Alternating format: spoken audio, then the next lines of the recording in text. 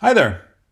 My name is Ted, and I am so pleased you joined me for Finding Balance During Disruption. And it sounds like a meditative course, but I promise you it's not. It's about marketing and online marketing, and there is some really good data that I'm going to share with you, and I hope you stay with me. So, before I lose you, I'm just going to jump right in. And so, let's jump to the agenda. So over the next 30 minutes, I'm going to share some real-time information that we have sourced from our current clients in aggregate that might help you pivot some of your marketing programs during this disruption. I'm also going to share some items that will help you solidify your current marketing foundation to give you a better sense of maybe how to use the time to restructure, and then also where you might find some new revenue opportunities and traffic to get back to normal once this is over. I don't know about everyone else out there, but I am exhausted of hearing of COVID-19 TV commercials, online advertisements. We're in this together, hashtags. It's overwhelming. It reminds me of my daily situation, and I think that people are starting to look for escapes. And we'll talk a little bit more about that in the slides to come.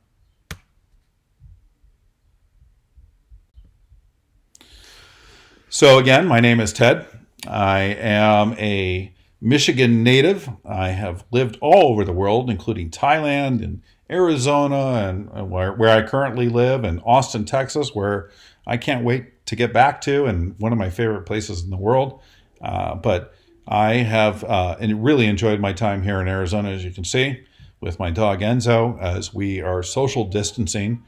But a little bit about me, I've been in the industry for almost 20 years. I don't like to admit it, but it's true. One of the first clients I ever had as a marketing salesman or marketing information salesman was Google, and they were in a strip mall next to eBay in Palo Alto, I think.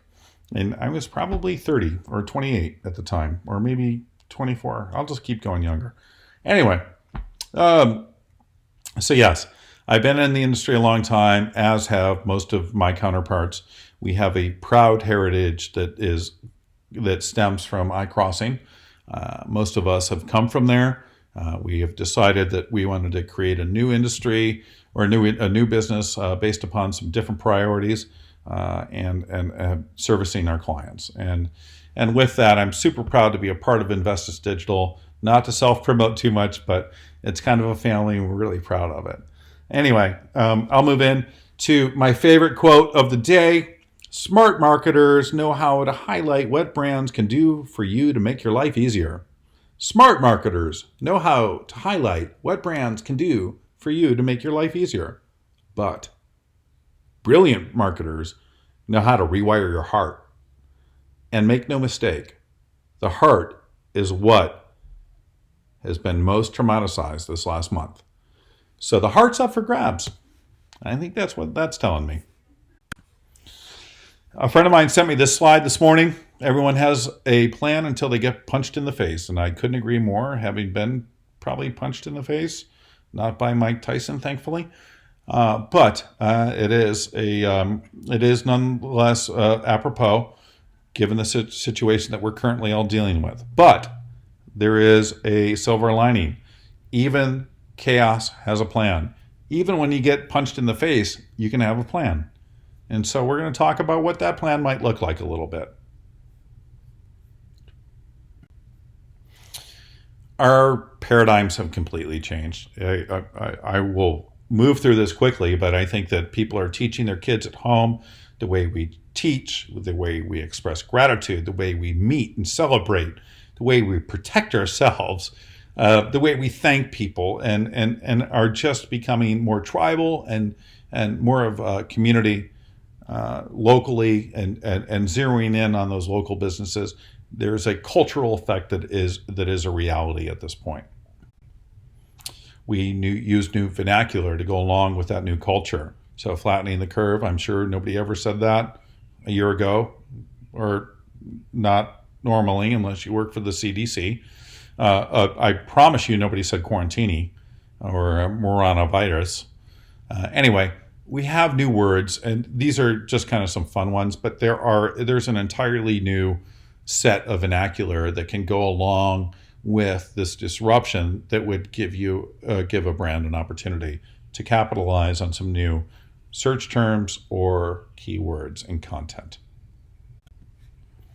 We have new priorities, and this one was a little surprising to me. So we are seeing how changes in how people spend their money across the internet. March wasn't too bad in terms of spending, but April should show us how people move past their panic buying stages of toilet paper and all that stuff and get back to a bit of normal. So we'll probably see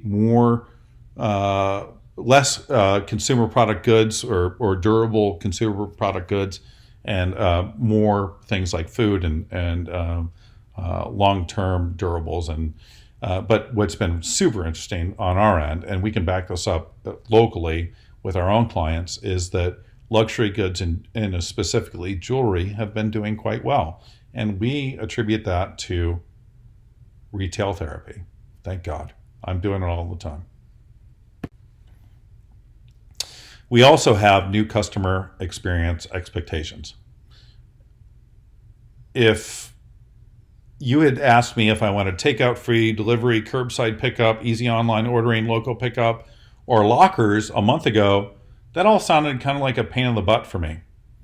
But now consumer buying habits have changed so much because of social distancing. Brick and mortar stores are closed, as we all know, and the ones that are open have new rules for purchasing. So not only have our priorities changed, how we buy and where we buy have as well.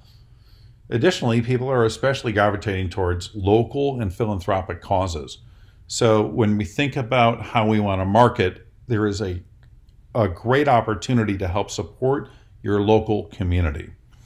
While Invested Digital has not seen very much in alignment in terms of what we're seeing across our client base on local quite yet, we do feel like we are about to get some data around that should be pretty informative. Additionally, we're looking across things like 41% of people are looking for takeout and easy online ordering, as opposed to things like restaurants or food around me. 73% of customers are using proximity-based search at this point to find the businesses that they need right now that can work for them and will be quick and easy. I love this picture on the upper right. There is actually, I think it's from South Carolina, a drive-through lawyer. So moving into where we spend time, how we spend time, what our habits look like online. The biggest, I think the most interesting thing that's happening here is that we're seeing people gravitate off their phones and back on to desktop, which I think, what's that been, since 2012 or 13, that's now, we're seeing that shift, right? So it's shifting back. Obviously, this is not going to be long-term. This is temporary. I think that we'll see, again, our priorities have changed. So we want to spend more time as we're working, doing other things like shopping for our toilet paper and whatever it may be. A few observations that we've been able to aggregate across channels, but more importantly, what we're seeing on a channel-wide perspective is that overall, we are seeing that the traffic has decreased quite a bit, but conversions are up, meaning that the time that people are spending online is more focused on purchase behavior than it's ever been. A note, if you are thinking about stopping your advertising, just consider that your advertisers might not be. Our recommendation would be not to stop. This is a time to conquest, find new audiences, and capture. We'll talk more about that. What is happening in your business right now? What trends are you seeing? What data will give you the answer to those questions? What to do next? We think that we can point a few of those things out for you, and we'll talk more about that as we go on. E-commerce clients have seen an increase in search volume along with higher conversion rates due to way more purchase intent. People have more time that they're spending at home, so they're browsing around, looking at things that they might want when this whole thing's over. And while many industries have been impacted, companies with online purchase abilities and robust ones at that have greatly benefited from users staying at home and shopping online. We have kind of first party evidence of that with a couple of our clients. And as you can see, conversion rates have dropped 20%. We're seeing the cost per click go up. And we are seeing a greater opportunity to increase budgets to generate more revenue because each click is worth more. People are currently spending almost all their time at home, and this shift in behavior can allow you to use more specific targeting to get more granular in your audience tactics. So some paid social observations that we've seen recently. We've noticed the decrease in the cost CPMs and definitely compared to February, generally ranging from 20 to 30%. We've also seen an increase in direct social ROAS, upwards of 30% in some cases. We do know that people are obviously spending more time on Facebook and Instagram as they have more discretionary time and are feeling like they need to weigh in socially as well and share their lives because they don't have a face-to-face interaction with as many people. Our point of view is that advertisers should definitely monitor any media they are spending at this point on a channel-by-channel basis and assess that performance in relation to the baselines that they previously established through their historical data. Knowing those baselines will definitely help your brand test the limits of and scalability of what your performance should see and what upticks you should hope to expect. Local search and recommendations. Okay, so local search, as I mentioned before, is becoming way more important. People are not wanting to go far from their homes. If they do go far from their homes, they might have to homeschool. They might have to take care of somebody. I have a dog. I don't want to leave. But individual addresses can have their own geofence now around them to capture that resident's device ID for ad delivery. And that can go across platforms. So with that collected ID, we can match user demographic and psychographic data target layers to things like gender, household income, purchase history, and then layer on top of that the types of ads that we want to deliver, whether that be device, messaging, so we can look at device, mobile, desktop, tablet, so TV, connected devices. We can definitely ensure that continual message is tracked and then eventually accounted for when it comes time to convert. Our point of view is that people are definitely spending a lot more time online right now, and that shift in behavior has a big opportunity for local geofencing to effectively target households and help brands or anyone stay relevant with their audiences. And the results across our board have been pretty substantial. We've seen click-through rates upwards of 62%, an increase of 62%. We've seen site users increase by almost 97%. We've seen our revenue increase by 125% in some cases. So local is not something that you want to ignore, obviously, especially as we become more tribal and kind of community-oriented. All right, well, we're almost halfway through, and with that, I want to jump into some of our industry observations.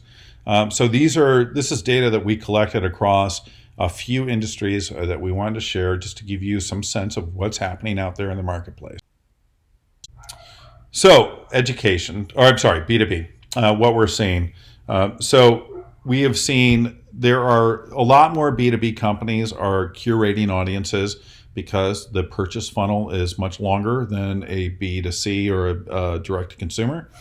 And so what we're seeing is that people are spending more time researching these brands and engaging with the advertisements.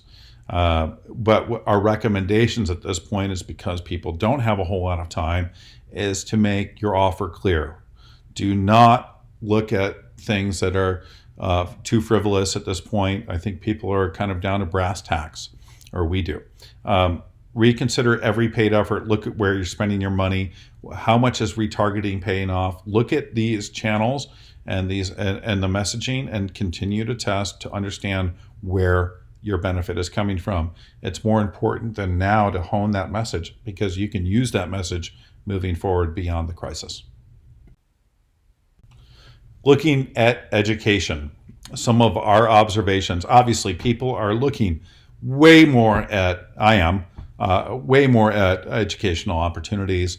I'm taking a language class, things like that. But in addition to that, I'm also doing some online exercise classes. And while that's not exactly education, I am also starting to look at a secondary MBA. And so I think that given the time that we have, and people's time, and wanting to do something productive with that time, what we are seeing is that people are starting to pay attention. And so our paid social impressions are up. We're looking at our lead volume is greatly up, and our cost per lead is dramatically reduced. So our recommendations here is continue to invest. If you're in education, right now is the time to conquest, reinvest, test, assess, and restart. That's it. So what we want to look at is, especially if you're in education and you have those future-proof skills, is to promote those types of things, coding, those types of things. Real estate. This is one I didn't expect really to come up on my radar considering the crisis, but what we have seen is an increase in overall impressions. We've seen a decrease in click-through rates though, but we are seeing some nurturing. So kind of getting back to that B2B thought, we see that these are highly considered purchases again. So they are not going to go ahead and buy a house today. However, this can apply to me. I am looking at places in Chicago, but I'm not going to pull a trigger until I have a better understanding of where things lie. So again, if you have a product that is highly considered or takes some time to think about and buy, then it might be best to think about nurturing and aggregating your current customer base and taking those people on a journey with content and some strong messaging and tone that will get them over the hump and help them find you as the logical purchase point when they go ahead and decide to buy. Healthcare. I think it's no surprise that people are seeing an uptick in healthcare traffic. There's certainly, I have been emailing my healthcare provider, and I know that pretty much everyone I know has. So I think that as we look at these industries, there's a common theme, which is, be present.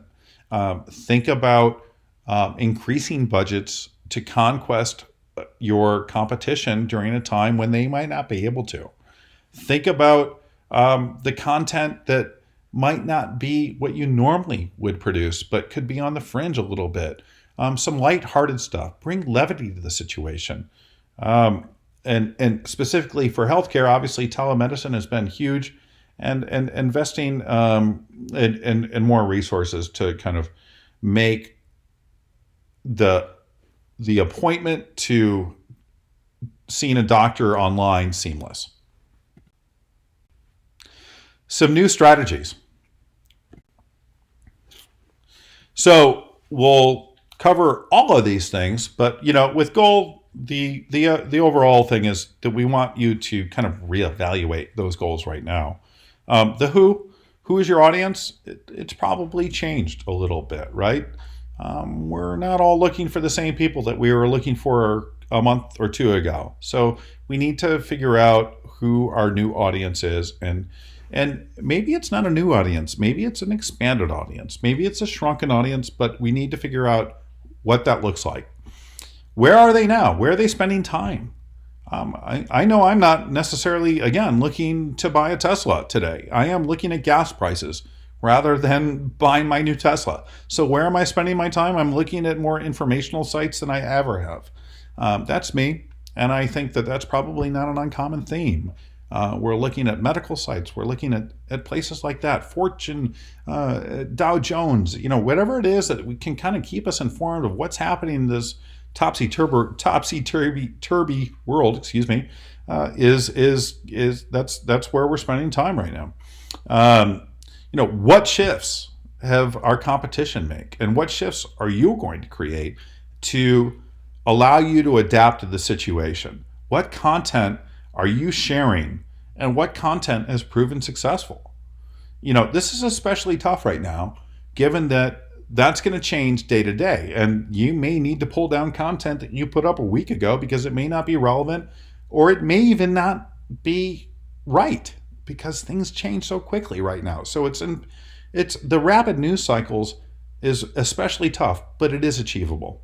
And then lastly, do you have a foundation and a framework that give you the resources to continually evaluate all of those other things, your audience, where they're spending time, and the messaging, to understand those intersections where success lies?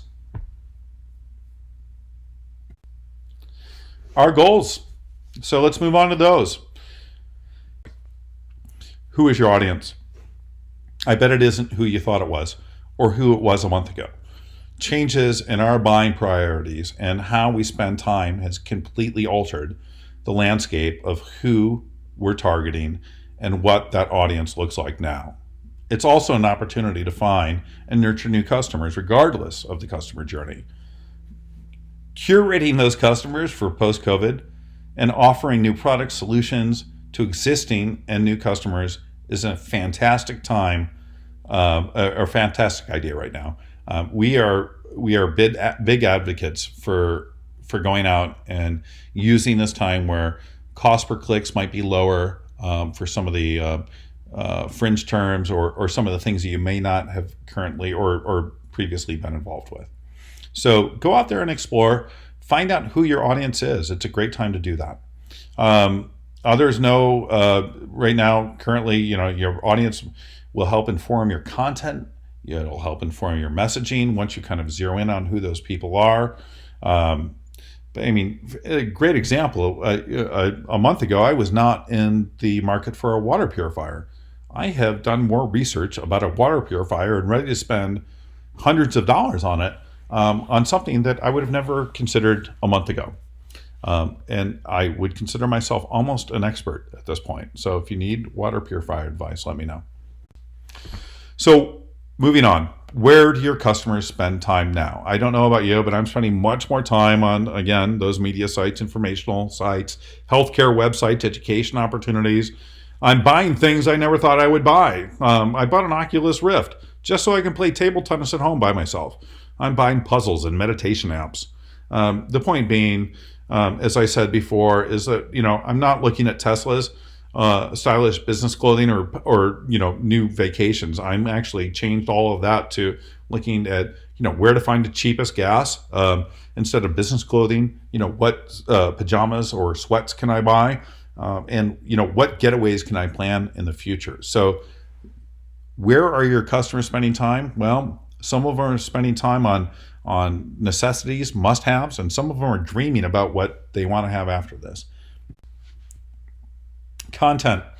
So looking a little bit more about, what will you create and the content you will create, it's a commitment. It's a complete commitment now, especially. The best content seems to use a tone and messaging that conveys a level of understanding of what we are all dealing with without explicitly dwelling on it or pointing it out. So it's a tough thing to straddle. How do you necessarily talk about COVID or Corona, but not make people feel depressed about it? And I think there's an example that I'm going to show you here in a few from Tom's that really does a great job of that. But taking a positive spin or finding a silver lining right now can go a very long way to ease people's minds. FOMO is probably not the greatest tactic at this moment. Analysis. So if you can't measure it, you can't manage it. We've all heard that. So given this is all new ground for everyone right now, testing and measuring is going to be key. That starts with a solid analytics implementation, whether you have GA 360 or Adobe, whatever it may be. Ensuring that that is properly implemented, has a proper tagging structure so that you can track events and understand what actions are happening on your site and correlate those to the success metrics that you're currently, those adjusted success metrics. Again, they may have adjusted from revenue to engagement. And so to tag that appropriately and understand your current objectives or in the lens of those current objectives is paramount. If it's set up correctly, you should be in good shape. Understanding the impact of your clients, and from a holistic perspective, and being able to make those course corrections is going to allow you to have not only a view into the next 2 weeks or 4 weeks, but a view beyond into the summer. Don't be afraid. Use the data to guide you. So now we move into a little bit of some of those, a little bit deeper dive into the goals and the metric examples. Measurement is extremely important at this time. It's in a normal situation. We deliver monthly reports usually, but now we're starting to adapt a little bit ourselves as an agency. So we're delivering weekly and in some cases daily. Our recommendation would be to look at your reporting as much as you possibly can to understand the trends that are happening in real time as much as possible and correlate those to mitigate any losses or to help you with efficient spending. We need to test and learn from that test and then iterate and innovate based upon all the data that we're finding, right? By analyzing that data, you'll have the answer to the questions that you're looking for and what to do next. So looking at some deep dive content examples. This is an example of a client that came to us for a little bit of help. On the right-hand side is their actual percentage of content. On the left-hand side is our recommended target percentage, right? So you might ask, how did we come up with that number? By creating a strategy, by looking at the analytics historically, taking everything holistically and understanding what adjustments should be made to allow the purchase funnel to be more efficient. So they were actually doing a pretty good job of creating awareness with their content, but the goal was to drive more traffic to the site. Awareness content can help to do that, but it's not the end all be all. Another one of their goals was to have more engagement around the site in an effort to have more sales. This is where the consideration content can help. Remember, H&S example with it.